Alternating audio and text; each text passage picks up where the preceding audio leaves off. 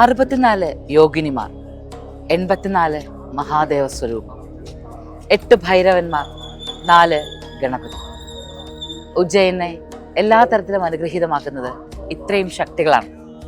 അതുകൊണ്ട് തന്നെ ഈ ശക്തികളുടെ എല്ലാം ഊർജ്ജ സ്വരൂപത്തെ ഇവിടെ ഒരു പുഴയോരം സൂക്ഷിക്കുകയാണ്. ഉജ്ജയിൻ്റെ മുഴുവൻ ഊർജ്ജത്തെയും നമുക്ക് ക്ഷിപ്ര നദിയുടെ തീരത്താണ് കാണാനാകുന്നത്. മഹാകാലേശ്വര ക്ഷേത്രം നിൽക്കുന്നതും ക്ഷിപ്ര നദിയുടെ തീരത്താണ്. ക്ഷിപ്ര നദിയുടെ തീരത്ത് പല പല ഘാട്ടുകൾ. ആ ഘാട്ടുകളിലെല്ലാം പ്രഭാതങ്ങളിൽ എത്തിയാൽ നമുക്ക് കാണുവാനാകുന്നത് ഒരു ജീവിത രീതി. പുഴയുടെ തീരത്ത് ജീവിച്ചു ശീലിച്ച ഭാരതീയതയെ നമുക്കിന്നും ഇവിടെ കാണാനാകും. വാരാണസിയിൽ ഗംഗയുടെ തീരത്ത് പോലും നമുക്ക് കാണാനാകുന്ന പോലെ തന്നെ ക്ഷിപ്ര നദിയുടെ തീരത്തും കാണുകയാണ്.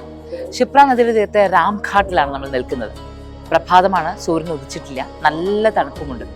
എന്നാൽ ഈ തണുപ്പത്തും സ്നാനം ചെയ്യുന്നവർ, പൂജകൾ ചെയ്യുന്നവർ, സ്നാനം കഴിഞ്ഞ് അതുപോലെ നേരെ കരയിലേക്ക് വന്നിരുന്ന് വേദങ്ങൾ ഉച്ചരിക്കുന്നവർ, അങ്ങനെ ഒരു ജീവിതം ഇവിടെ ഇങ്ങനെ നടക്കുന്നുണ്ട്. ഉജ്ജയിൻ്റെ മുഴുവൻ ജീവിതത്തെയും നമുക്ക് ക്ഷിപ്ര നദിയുടെ തീരത്ത് കാണാം. ഇവിടെ പറയുന്നതിന് തപി നദിയേക്കാൾ 10 ഇരട്ടി ഗുണമാണ് രേവാ നദിക്ക്, രേവാ നദിയേക്കാൾ 10 ഇരട്ടി പുണ്യമാണ് ഗംഗാ നദിക്ക്, ഗംഗാ നദിയേക്കാൾ 10 ഇരട്ടി പുണ്യം കൂടുതലാണ് ക്ഷിപ്ര നദിക്ക് എന്നാണ് വ്യാസമഹർഷിക്ക് സനകാദികൾ ഉപദേശിച്ചു കൊടുക്കുന്നത്. അപ്പോൾ അത്രയ്ക്ക് വിശേഷമായ ഈ ക്ഷിപ്ര നദിയുടെ പ്രത്യേകതകൾ, ക്ഷിപ്ര നദിയുടെ വിശേഷങ്ങൾ ഒക്കെ മനസ്സിലാക്കിക്കൊണ്ട് നമുക്ക് രാംഘാട്ട് എന്നറിയപ്പെടുന്ന ശ്രീരാമദേവൻ സ്വയം വന്ന് പൂജകൾ നടത്തിയ രാംഘാട്ടിലൂടെയാണ് നമ്മൾ സഞ്ചരിക്കുന്നത്. ഇവിടെ നിരവധി ക്ഷേത്രങ്ങൾ കാണാം, പുഴയോരത്തിൻ്റെതായ ജീവിത രീതികൾ കാണാം. പുഴയെ നമുക്ക് അതിങ്ങനെ കെട്ടി സംരക്ഷിച്ചിരിക്കുന്ന രീതിയിലാണ് കാണുന്നത്. എന്നാലും പുഴയുടെ ഇരു തീരങ്ങളിലും സ്നാനാദി കർമ്മങ്ങൾ, പൂജകൾ, പ്രാർത്ഥനകൾ, അങ്ങനെ ഒരു നദീതീരം, ഉജ്ജയിനിയിലെ ക്ഷിപ്ര നദീതീരം.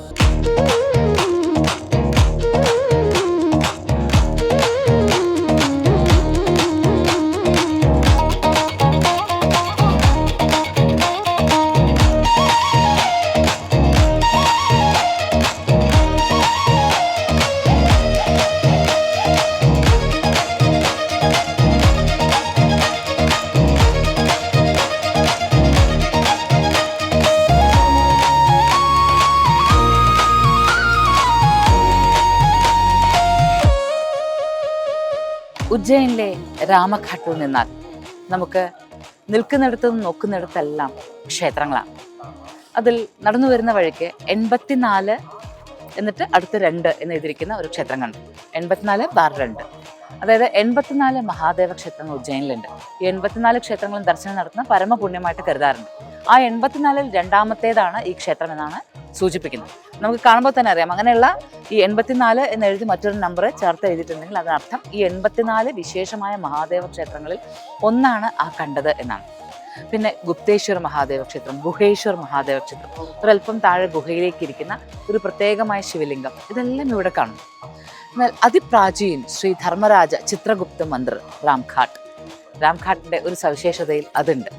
ധർമ്മരാജാവും ചിത്രഗുപ്തനും ഒരുമിച്ച് ഇവിടെ ഇരിക്കുകയാണ്. ധർമ്മരാജാവിന് ഇവിടെ വെച്ച് മഹാദേവൻ ചില വെളിപാടുകൾ നൽകി. അങ്ങനെയാണ് ക്ഷിപ്ര നദിയുടെ പ്രാധാന്യം ധർമ്മരാജൻ പോലും മനസ്സിലാക്കുന്നത്. ക്ഷിപ്ര നദിയിൽ സ്നാനം ചെയ്യുന്നവർക്ക് മോക്ഷം ലഭിക്കുന്നു എന്ന ചിന്തയെ ധർമ്മരാജന് മനസ്സിലാക്കി കൊടുത്തത് മഹാദേവൻ തന്നെ സ്വയമാണ്. മഹാകാലേശ്വർ എന്നറിയപ്പെടുന്ന ഈ പ്രദേശത്ത് മഹാകാലവനത്തിനുള്ളിൽ ധർമ്മരാജന് ആ തിരിച്ചറിവുകളുണ്ടായി. അതുകൊണ്ടാണ് ധർമ്മരാജനും ചിത്രഗുപ്തനും ഇവിടെ ക്ഷേത്രമുള്ളത്. അതൊരു വിശേഷമാണ്. നമ്മൾ തമിഴ്നാട്ടിലേക്ക് പോയി കഴിഞ്ഞാൽ ചിത്രഗുപ്ത ക്ഷേത്രങ്ങൾ കാണാറുണ്ട്. എന്നാൽ ധർമ്മരാജനും ചിത്രഗുപ്തനും ഒരുമിച്ചിരിക്കുന്ന ഒരു ക്ഷേത്രം, അത് ഈ ഒരു പ്രദേശത്തിൻ്റെ പ്രത്യേകതയാണ്. അതിന് തൊട്ടരികിലായി തന്നെ നമുക്ക് ഗുഹേശ്വര മഹാദേവ ക്ഷേത്രവും കാണാം. ഈ 84 ക്ഷേത്രങ്ങൾ ദർശിക്കാൻ പോകണമെന്ന് പറഞ്ഞല്ലോ, അത് ഇവിടുത്തെ ഒരു വിശേഷ ആചാരം തന്നെയാണ്. പലപ്പോഴും പല ദോഷങ്ങൾക്ക് പരിഹാരമായിട്ട് ജ്യോത്സ്യന്മാരൊക്കെ നിർദ്ദേശിക്കുന്നത് ഉജ്ജയിനിലെത്തി ഈ 84 ക്ഷേത്രങ്ങളും ദർശനം നടത്താം. വളരെ പെട്ടെന്ന് സാധിക്കുന്നൊരു കാര്യമല്ല, ഒരു വലിയ ശ്രമം വേണം. എങ്കിലും ഈ 84 ക്ഷേത്രങ്ങൾ ദർശനം നടത്തിയാൽ നമുക്ക് പൂർണ്ണമായും മുക്തി ലഭിക്കുന്നുവെന്നാണ്. ചൗരാസി മഹാദേവ ക്ഷേത്രം, ഈ ചൗരാസി എന്ന വാക്ക് വൃന്ദാവനവുമായി നമ്മൾ ചേർത്ത് നിർത്തും. കാരണം ഗോലോകത്ത് നിന്ന് അടർത്തിയിട്ട 84 കോശം ഭൂമി ചൗരാസി കോശ് എന്നറിയപ്പെടുന്നു. ഈ ചൗരാസി കോശാണ് വൃന്ദാവനം.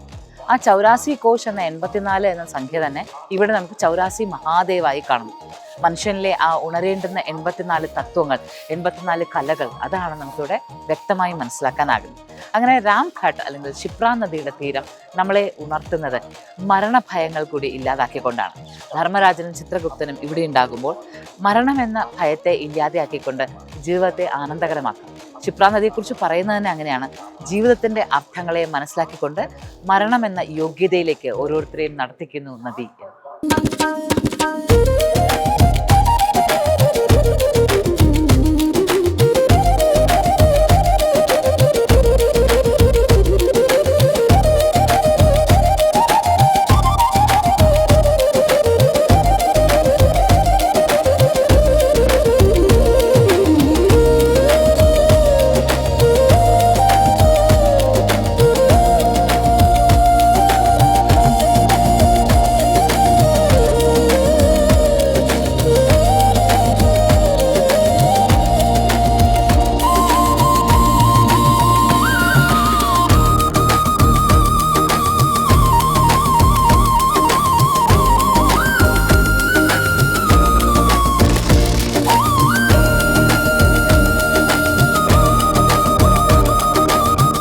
ഉജ്ജയിനി എന്ന അവന്തിക.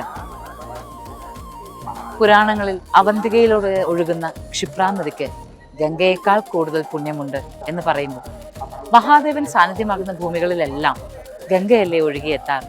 അപ്പോൾ ഉജ്ജയിനിൽ മാത്രം ക്ഷിപ്ര നദിക്ക് ഇത്ര പ്രാധാന്യം വരുന്നത് എന്തുകൊണ്ടാണ്?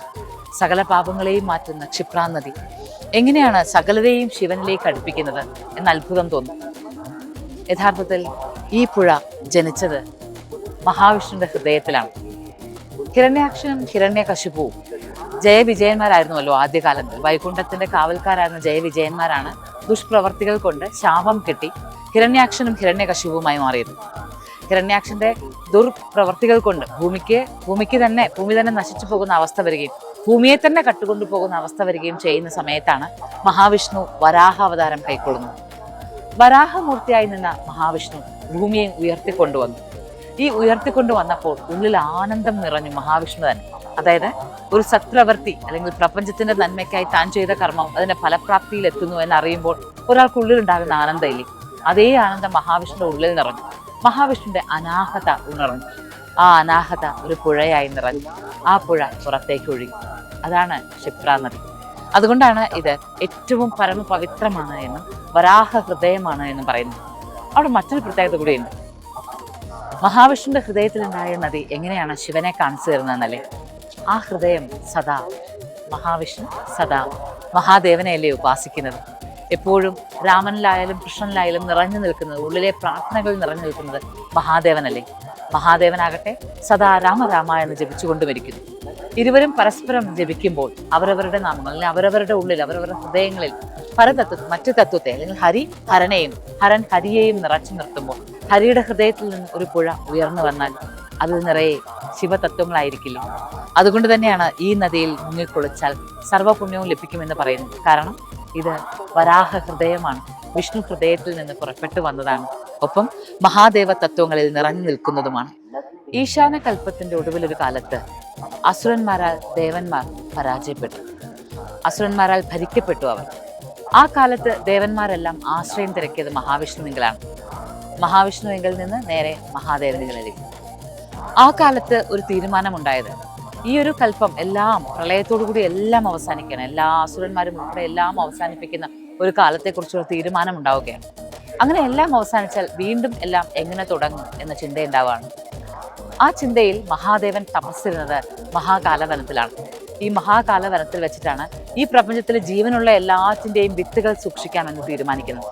അങ്ങനെ മഹാകാലവനത്തിലാണ് ആ വിത്തുകൾ സൂക്ഷിച്ചിരുന്നത്. ആ വിത്തുകൾ സൂക്ഷിക്കപ്പെട്ട പ്രദേശം അവന്തി എന്നറിയപ്പെട്ടു. അതുകൊണ്ടാണ് മോക്ഷപുരിയിൽ ഉജ്ജയിനെ അവന്തി എന്ന് വിശേഷിപ്പിക്കുന്നത്. ഇവിടെയാണ് ജീവന്റെ ആ വിത്തുകൾ സൂക്ഷിച്ചത്.